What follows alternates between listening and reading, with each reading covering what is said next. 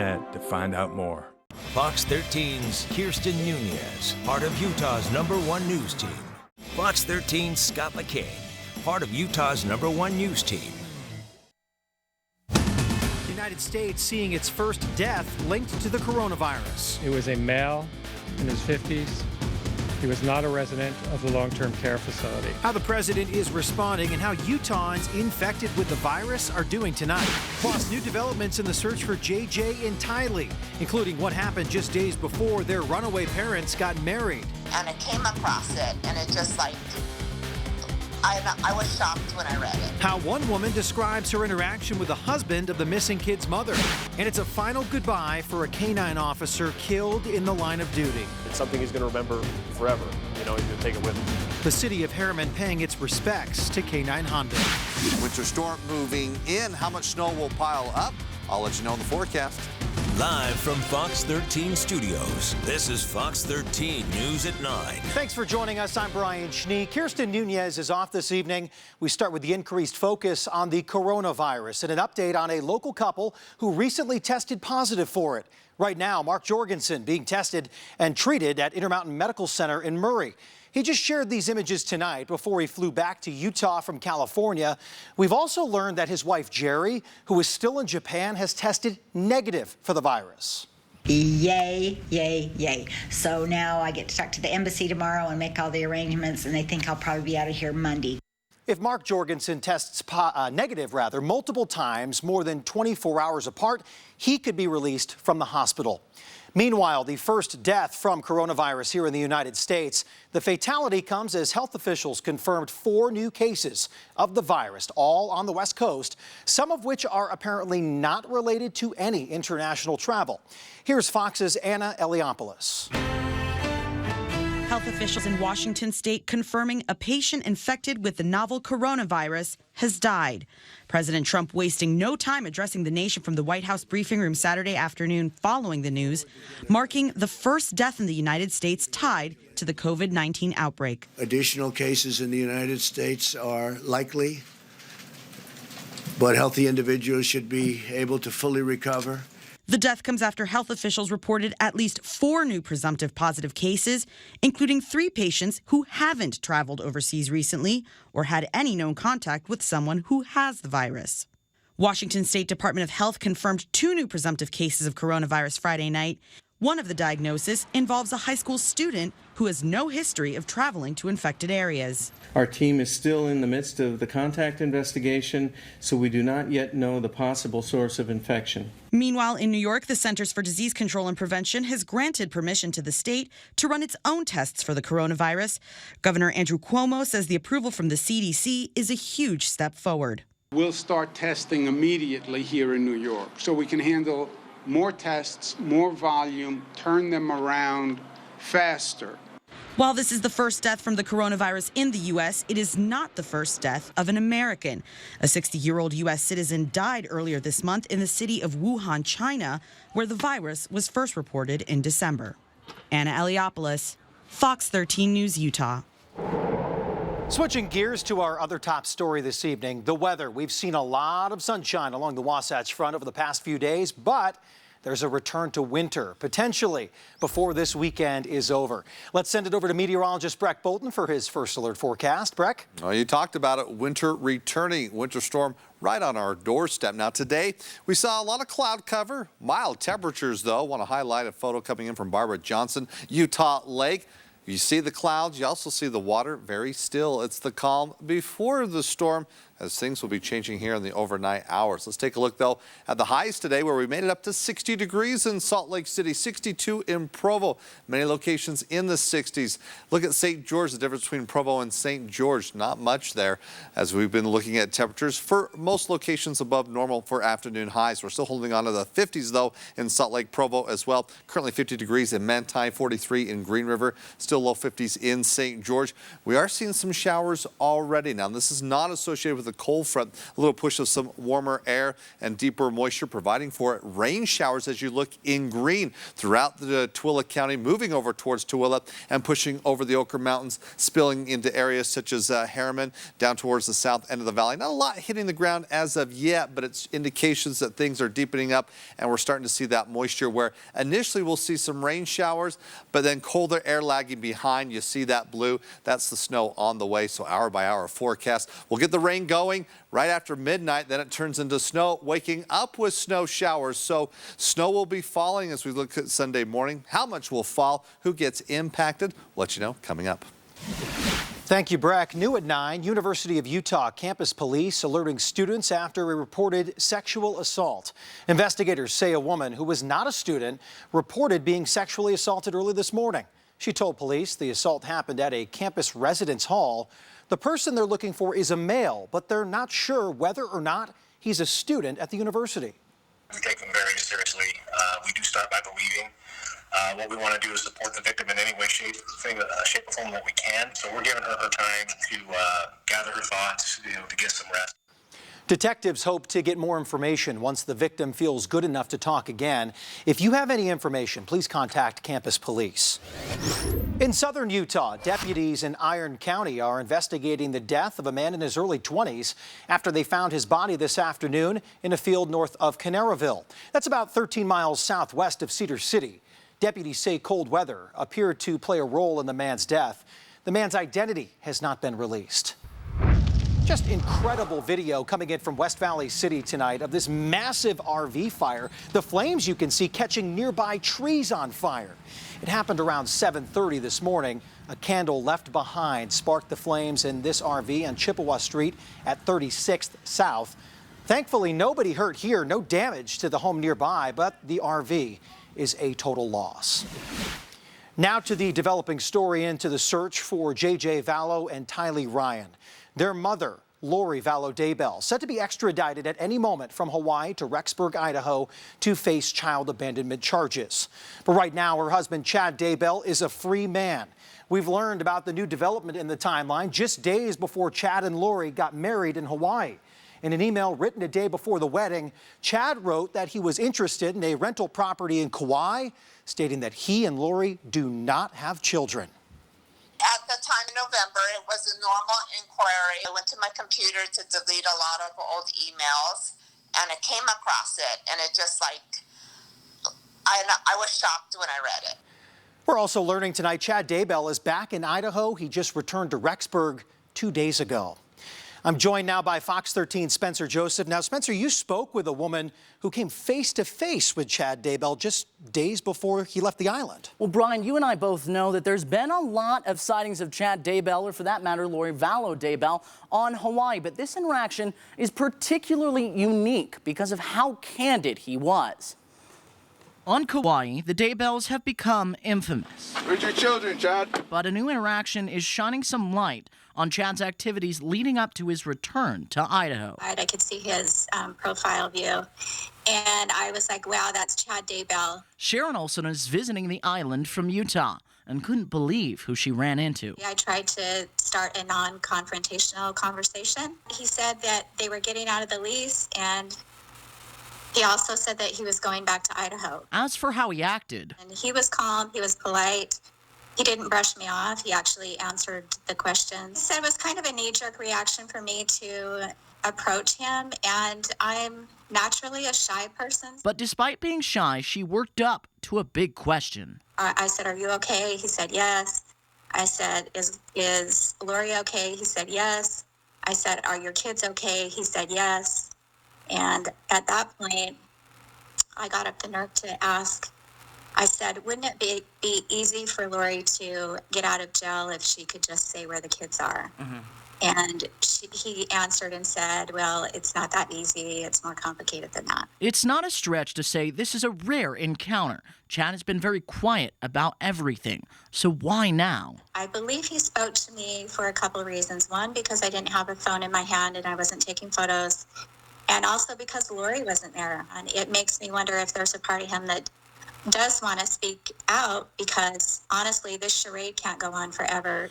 Ultimately, like everyone else, Olsen just hopes the kids are okay. I genuinely care about the children, innocent children that I don't know or have ties to, but I just want justice for everybody involved. Lots of unanswered questions, but we are waiting for when Lori does travel back to Idaho as a part of extradition from Hawaii. We will, of course, be on top of that as soon as it happens. Brian? Spencer, thank you. Lots more to process with this. Stick with Fox 13 as we continue to track the search for JJ and Tylee, both on air and online as well. We'll have the latest updates for you on our website. That's fox13now.com. New today, community members and law enforcement officers gathering to pay their respects and remember the life of Harriman Police K-9 officer Hondo, who was killed in the line of duty. Fox 13's Katya Collins spoke to those who will remember Hondo as not just a dog, but as one of their own.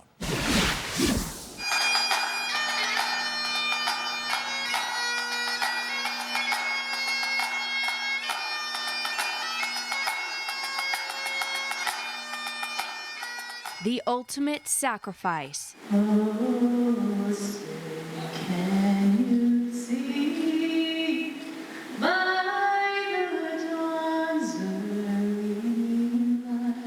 A life taken while saving another. K-9 Hondo did his job, and because of that, Sergeant Ricks gets to go home to his family. As a K-9 handler, I can expect no greater service from my dog than to keep me safe and help me to go home. Hondo was shot and killed on February 13th during a fugitive arrest. Known as one of the most decorated K-9s in the state, today was for him. People say, why are we doing all this for him?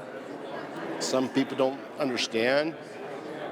They look at it as a dog. And the city knows that Hondo is more than just that. My mom or I would scratch his sides and he loved it.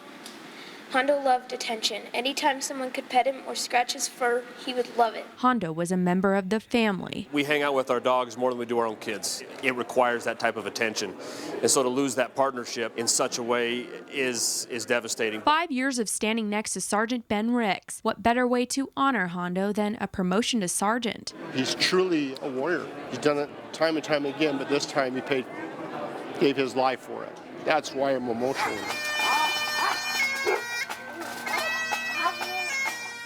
The community coming together, sharing one last goodbye.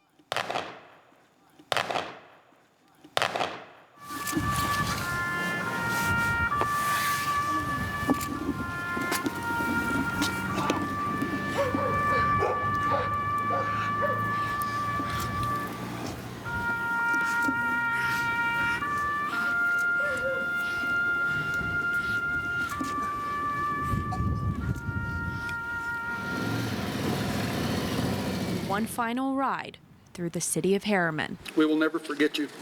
Godspeed. Harriman police say that Sergeant Ben Ricks will continue to serve his community, but will never forget the lasting impact that Hondo had on him, as well as everyone that knew him. In Harriman, Katya Collins, Fox 13 News, Utah. Still to come tonight, climbing for a cure. See how local firefighters are preparing for their most important climb of their lives. And it's the last Democratic presidential primary before Super Tuesday. We'll have an update from the campaign trail.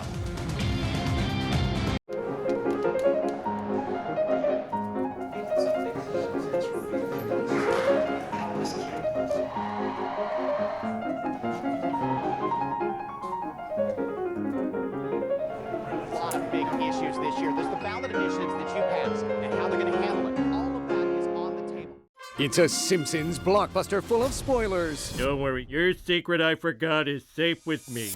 Sunday at 7 on Fox 13. Dear Winter, it's been fun getting to know you. Sleet, blizzards, ice. I love that you don't hold back. We didn't take it personally when you tried to bury us under 6 feet of snow. It's cool. You do your thing, and we'll do ours. Stay chill. Toyota trucks. Right now, get 1.9% APR financing for 60 months on our new 2020 Tundra, or get $2,000 cash back on a new Tundra. Find yours at Toyota.com. Toyota, let's go places. She's a janitor's daughter who has become one of the country's fiercest advocates for the middle class. She came up with an idea for a new independent agency standing up for consumers and middle-class families. She's done it while facing some very tough opposition. Fortunately, she's very tough. Elizabeth understands what I strongly believe, that a strong, growing economy begins with a strong and thriving middle class. I'm Elizabeth Warren, and I approve this message. It's the Hyundai President's Day sales event, where you'll find monumental savings plus a mountain of Hyundai's best benefits. It starts with great deals across the entire lineup of cars and SUVs. And now, every new 2020 Hyundai comes with complimentary maintenance, plus the peace of mind of America's best warranty. Hurry into the President's Day sales event, but don't wait, because the huge savings end soon. Get 0% APR for up to 72 months or $1,250 in savings on the 2020 Elantra. Only at your Utah Hyundai dealer. When Martin Truex Jr. is locked in, he's lights out. Coverage starts Sunday at 1 on Fox 13. Live from Fox 13 Studios, this is Fox 13 News at 9. Some local firefighters climbing for a cure, and they spent today getting ready. On March 8th, 22 Salt Lake City firefighters will be heading up to Seattle for the Leukemia and Lymphoma Society Firefighter Stair Climb. The annual event raises money for research and helping patients directly. Today, some of the crew from Salt Lake spent the day climbing 69 floors of stationary stairs at the 9th and 9th Smiths to raise money and practice for the event. It's a difficult grind, but doesn't compare to the battle that these cancer patients are going through. I got diagnosed with Hodgkin's in 2008. This is an event that's near and dear to my heart, so I'm just grateful that I've got firefighters with me to head up that stairwell for such a good cause. And a long-standing cause at that, 29th year for the fundraiser. Here's a live look at the Firefighter Stair Climb website. It shows they've raised over $2 million so far. To get to this site and see how you can donate, head over to fox13now.com. It was all smiles at the University of Utah's School of Dentistry today. The school opened their doors to volunteer dentists who worked with students to give hundreds of local kids free dental care. It was all part of the American Dental Association's Give Kids a Smile program. A unique part of this year's event, a young volunteer brought her own stuffed animals to help comfort kids having a tough time. This was her own idea. A girl this young, and that was her own idea. It was very heartwarming. She was going around giving these stuffed animals to kids that were crying to try and comfort them while they were getting dental work done. As part of the program, parents were given basic dental training while they waited so they can help keep their kids' teeth healthy all year long. Parents can sign their kids up for the program by contacting the University of Utah School of Dentistry. Well, fair to say spring-like conditions, at least today, maybe top to bottom in the state, but I would have to imagine that might wear off shortly. It does here in Utah. Yeah, we're end of February, first part of March, but February going out like a lamb, but March coming in like a lion. Storm on our doorstep as we're going to be seeing some big changes here over the next 12 hours. But yeah, today, look at that. High 60 degrees. On average, we still should be in the upper 40s. Now, we saw temperatures in Salt Lake in the 60s, even down the Dixie area, low 60s, so not much of a variance there between the north and south. We're looking at mostly cloudy skies right now. Temperatures still in the 50s. Winds out of the southwest. Now, winds will be changing direction overnight. A cold front moving through, which looks to pack a punch and bring snow back into the forecast for tomorrow. Now, in preparation for this winter storm, National Weather Service still has a winter weather advisory in effect until Monday morning. So we're mainly looking at the mountains getting significant snow accumulations. Wasatch Mountains, Northern Mountains, Western Uinta Mountains as well. And as you can see, the focus is across northern Utah. Now, the model's indicating this is not a big storm. If it's a winter storm warning, we'd be talking feet of snow. We're only talking inches and a range of about 4 to 8 inches for most mountain locations. Now, over the Uinta Mountains, we might find some local spots getting a little bit more than that, but this is not a big snow producer, but we take what we can get. We still need to be building that snowpack as we're right at average where we should be for this time of year. Now, the valleys are going to get in the mix as well. Initially, as the showers push through in the overnight hours, we're going to be looking at rain, but then rain changing into snow. As you can see, snow accumulations, at least the northern end of the state, 1 to 2 inches, 2 to 3 inches as we look over towards Salt Lake City, Tooele. South of there, though, it's less of an inch. Wasatch Mountain Valley is also seeing a few inches of accumulation. Southern Utah, not a big impact there, but definitely could provide for some slushy roads out there, particularly as you look along the benches, up through the canyons. And initially, as we start things out, we're starting to look at some showers moving in, focusing in across northern Utah. Rain showers, very light in nature as we move from Tooele Valley over towards the Salt Lake Valley, even in Utah County, specifically Provo through Spanish Fork. We are seeing just some light precipitation. Most of the Wasatch Front, it's dry. Cold front lagging behind. So with the cold there behind that, you're noticing the radar changing colors. Not green, it's blue. As that does push through, we're going to see that transition from rain to snow rather quickly. When does that happen? Well, let's look at our computer models. Here we move the clock tonight through midnight. You can see that cold front right on our doorstep. Snow beginning to take form there just north of Tremont, extreme northern Cache Valley. Now as we push through the evening into the overnight, into the early morning hours, snow impacting the Wasatch Front, particularly as we get things going between 8 o'clock and 10 o'clock as that front moving through. And by the noon hour is pushing through Utah County, a well-defined line. That's a well-defined cold front that will move its way through central and southern Utah as we go into tomorrow afternoon. So pretty much northern, central, southwestern, south central Utah, you get hit by the storm. Southeastern Utah, maybe an isolated shower, but Vernal, you're in the mix also well as Price. But as I showed you, accumulations, Uinta Basin over towards Price, it's less than an inch. But along the Wasatch Front, it's that 1 to 3 inch range. Overnight lows dipping down into the 30s for most locations. But again, the shower activity after midnight will be mainly across northern Utah. As we progress throughout the day, that front moving further southward. So it's a morning impact for the Wasatch Front, central Utah, late morning into the early afternoon. It takes until late afternoon, evening before it hits southern Utah. And for the Dixie area, it's a chance of rain, but further north, it's Cedar City with rain changing into snow. So with temperatures a little cooler for the next couple of days, we're back in the 60s and we'll push away the showers for St. George. Thereafter, the work week, look at that, 70s by the end of the week. That's spring, what we're talking about. Northern Utah, what's the impact? Well, it's that snow tomorrow. That's winter. Monday, transition, 40s back to mid-40s by Tuesday. Then above normal temperatures Wednesday, Thursday, Friday. How about 60s into the forecast there? So we're seeing less of the cold temperatures, less of the snow, but we need what we can get, as I mentioned, and we get it tomorrow. Still to come, Senator Bernie Sanders set to be in Utah the day before Super Tuesday. But his campaign hitting the ground in our state a little bit early. We talk one-on-one with Bernie's wife. Coming up. Road closed, huh? Is any road really closed for Quattro? Go confidently with legendary Quattro all-wheel drive. Get exceptional offers on an Audi today. At Speedway, we are always looking out for you. That's why we invest in industry-leading technology like our fast and secure pumps. Equipped with state-of-the-art card readers, with the latest advances in credit card security to keep your information safe at thousands of Speedway locations. Which means when you fill up here, you know Speedway's got your back. So you can get what you need and get on your way. Official fuel of IndyCar.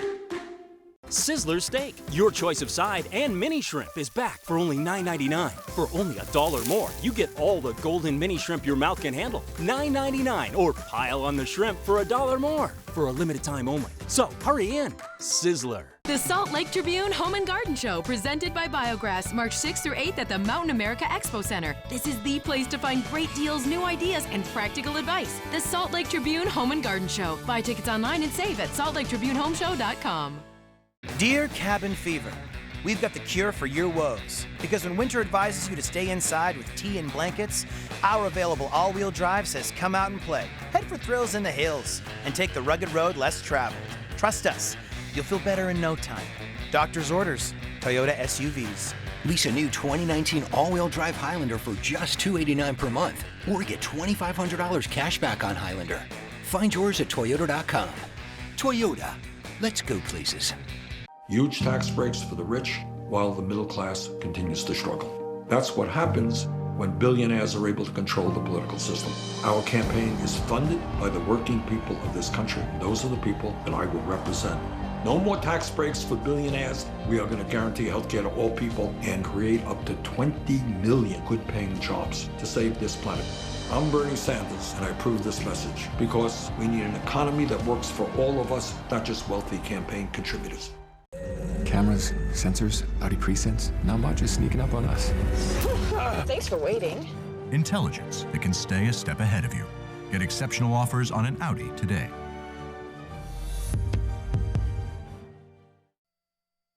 This is Fox 13 News. 2 local teachers are working to take science out of the books and put it in the hands of students. Fox 13's Sydney Glenn shows us how they are turning their class into a forensics lab. Okay, does everyone look studious? You don't look studious. Yeah, wait, way better. We're talking about the cell membrane, cell communication, organelles, fun stuff. In this Ogden classroom, some lucky students will soon be getting a one-of-a-kind experience. They get to go in and actually work with DNA and amplify it and see the results of that. Ogden High School biology teachers Timothy Dunn and Sarah Bird were recently awarded a grant from the nonprofit group Society for Science in the Public. The money will add some new high-tech equipment to the classroom. It's super engaging, it's applicable, it's something that's very current and relevant to the students, so they're hopefully going to really like working with them.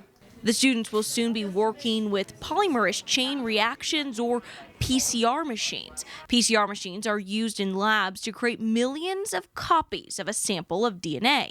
In large numbers, the DNA is used for everything from genetics, mutation, diagnosis, and even criminal forensics. They can actually look at DNA, separating, make copies of it, look and see like murder suspects for different labs. The teachers say the new equipment is important for 2 reasons. It's one thing to see things in a book for kids. I think a lot of our kids, they get so used to having to look in a book and see things, but to be able to sit down and actually engage in the science, I think is a real opportunity for them. Having the opportunity to bring those things into the classroom hopefully will keep the students prepared for higher education.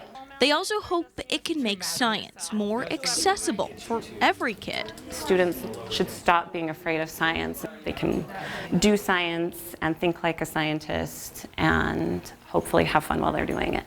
Sydney Glenn, Fox 13 News, Utah. The teachers say they're still waiting for the grant money to buy the PCR machines, but the kids should be using them within the next few months. The votes are in. I'm Brian Yennis in Columbia, South Carolina, with more on the results of the Palmetto State's primary next. It's Getaway Today's 30-year anniversary, and we're celebrating with our best deal ever for kids. Now through May 21st, save $86 on 3-day Disneyland Resort tickets for kids ages 3 to 9. Book at getawaytoday.com or call 855-GETAWAY. This is the Chevy Silverado with the world's first invisible trailer.